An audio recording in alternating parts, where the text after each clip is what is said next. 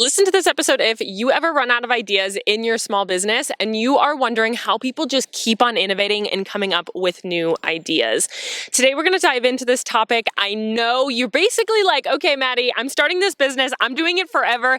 How do I keep on coming up with these ideas? Welcome to a Friday Coaching Sessions episode where I answer your submitted questions live on the podcast. If you have a question you would like me to answer, you can click the link in the show notes where it says submit your questions, and I might answer yours in the next Friday Coaching Sessions episode.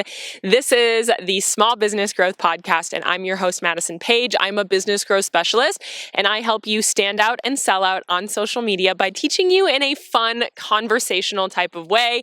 I like to say it's like sipping coffee with a biz bestie. We're having hyper conversational business conversations around here.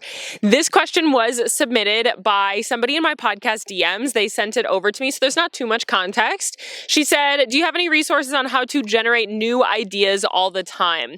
She basically said, there's so much going on at once. How do I keep on coming up with new ideas? And there's a lot of different elements to this, whether you're talking about content, you're talking about new collections, you're talking about your next steps, what do we do next, and all of that. My answers are a little bit different, so we're going to dive into each of these. First, we're going to talk about collections. If you're talking to me about collections and you're saying, okay, how do people just keep on coming up with new ideas with their collections, with their full new launches, with their new products, new patterns, whatever it may be, that really comes down to like what's trending, what does your audience really love? There's a lot of different ways that you can come up with new lines, new collections. For me, I think the questions that you can ask yourself is what's trendy, what holidays or seasons are coming up, what is fun and unique that you can come up with, some ideas that you have, what are other people not doing?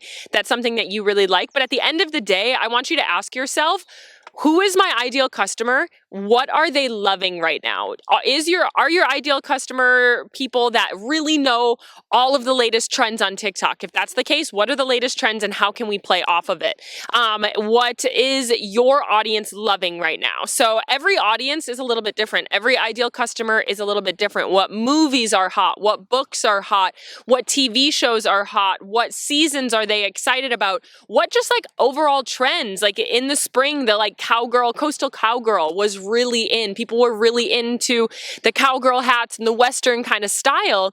And so that was something that people could jump on, but not every person was really into that. So when it comes to coming up with ideas for new collections, new lines, new patterns, whatever that may be, it comes from what's going on in their day-to-day life and how can you feed off of it. And if you're like, Maddie, there really isn't anything, it's kind of the middle period of something, then you want to come up with a style that they always really love. What is something that they really love? Like if you're going to do something floral, you want that to be spring, maybe early summer. If you're going to do something with pencils and apples on it, you want that to be in August for back to school. If you want to do something that has pumpkins, like you're not going to launch something with pumpkins on it in April. It makes no sense. And so you want to try to go with what they're really looking forward to, what they're really excited about.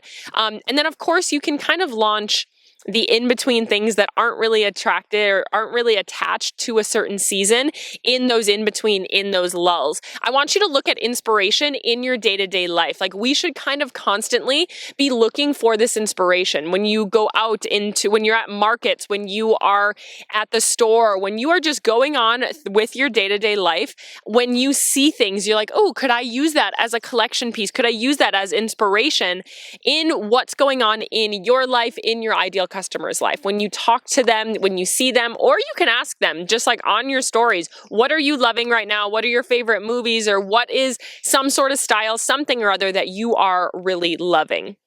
If we're talking about context and what to do next, when you're really looking at context, I meant content. And when you're talking about content, you're like, all right, how do I come up with content ideas all the time? How do I constantly be evolving? Or like, how do I always know what to do next? To me, this is a strategy problem.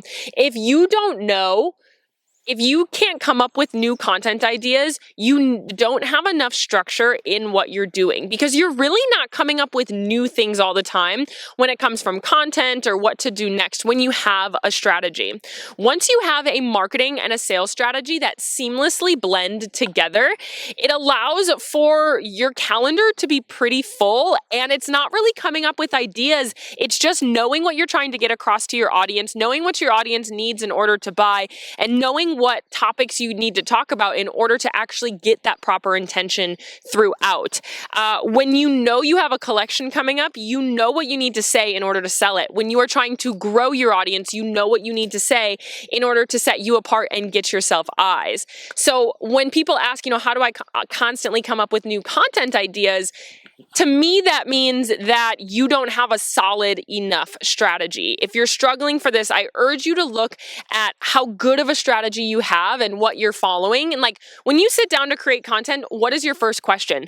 If your first question is, what the heck am I going to post today? We need to look back at that. We need to look at your first question to be, okay, what is my purpose for content today? What am I trying to get out of my audience today? What is my intention? What do I have to do in my marketing this week? What am I selling next? What phase in the buying cycle is my audience in for what you're creating? Because once you know that, once you know, am I trying to grow? Am I trying to nurture? Am I trying to sell? You should know it really narrows down what you need to say in order to achieve that intention. So if you are struggling to have content ideas or strategy ideas of all right, you just finished a launch and you're like, okay, what's next? And you feel like you're just kind of racking your brain to what you should be doing next. It just means to me that you don't have enough of the depth of business strategy at the foundations of how you're operating your business.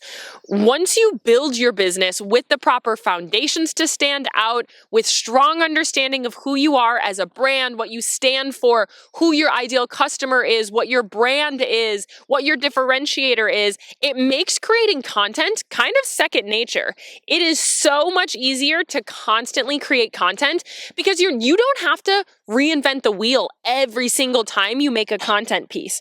My dog is just hacking up a stick underneath me, if you just heard that. This man's just likes to devour sticks. Hey, go drink some water or something. But if you are really looking at the foundations of your brand, you have a really solid idea of who your brand is at the core, and you know what content you need to be creating in order to get the proper intention, it's much easier to know exactly what you need to talk about, what topics you need to cover in order to get there. It's not anymore of okay, what do I need to say today? It's more so, all right, what are we doing next? What's my intention? What's the next time that I am selling? Because if you constantly know, okay, this is the next time I'm selling, this is what we're trying to work people up for, it's 3 weeks away, what do we want to do right now? And you kind of look at that in a strategic standpoint. It allows you to say, what those next steps are. What content you need to create in order to get there. I no longer have to ask myself, all right, what do I want to say today? Is because I know what I'm doing all of the time to, I know what my intention is. I know where I'm trying to get my audience to go. So I know what I need to cover in order to get there. And you can do that too. Your ideas really come from your intention, your strategy, and knowing your audience and what they're doing. It comes from understanding, okay, I know where my audience is at, I know what I'm selling next, and I know what they need to say. This is exactly what we teach inside of Product to Profit. This is my signature 90-day program to get you to consistent sales by learning a seamless sales system, which blends your marketing and your sales naturally. So your content calendar is full. You're never really asking yourself questions of what's next. You just have such a strong understanding of how to run a business that you're okay, this is what we're selling next. We're planning these things out. This is what we're doing. And you can kind of keep on blending things from there. So to the person that submitted this question, do you have any resources on how to generate new ideas all the time? If you're talking about collections, it comes from really understanding who your ideal customer is, what they're doing, what they're loving right now, and basically optimizing what they're loving. If you think back to when the Barbie movie came out, think of all of those businesses, because it was so hot, that just kind of used the Barbie movie to launch something that was hot pink. That was kind of their, the girly collection that they wanted to launch. It's the same thing. What are people loving in your your audience and how can you optimize it. Now you have to be careful with copyright. You don't just want to put Barbie all over your stuff, but you can utilize what is going on in life in order to kind of guard your like next steps. Is the football season? Like, what is your ideal customer excited about doing next in the next 6 to 8 weeks, 4 to 6 to 8 weeks? And what can you develop that is going to make them excited around it? If you are talking about ideas for content, ideas for what's next, you find yourself a lot sitting at your table being like, oh my gosh, I know I have this really long list of things I could do, but what do I want to do? What do I want to talk about? You need to have organization and guidance in the content that you know what you're talking about. You need that strategy behind it. If you want to learn that and how to really make all of this happen for you, Product to Profit is the best place for you. Our next round does start in September. You can send me a DM on Instagram at This Is Madison Page. You can find me, say PTP, and I will send you over some details, or you can click the link and apply in the caption as well. But when we're really talking about these ideas, it really comes down to understanding your audience and having a good idea of what your business is. Like if you talk to people at big businesses, like the business you look up to, they're not saying, man, like there's just too many ideas to come up with. They're saying, okay, I have so many ideas. Let's just pick the next one that makes the most sense to put out there. And yes, we need to come up with creative ideas for sales or creative ideas for virality or like to get some awareness. Yes, all of that is something that we have to come up with ideas for, but you know the intention behind it when you know how to actually achieve it by understanding consumer behavior and sales psychology. The ideas kind of come naturally. And honestly, it's something I hear really often is that, we can have this like decision fatigue as business owners a lot. It's like, oh my gosh, there's so many things we could do. There's so many decisions I have to make. When you have a strategy, it allows you to kind of take that decision fatigue out of things because you're like, you know what your next steps are, you know what you have to do, and you know how to kind of just keep on building from there. I hope this was helpful for you. If you want me to answer one of your questions in our next episode, make sure that you go into the description below and click submit a question. And it takes not even 30 seconds. Just put your question in there.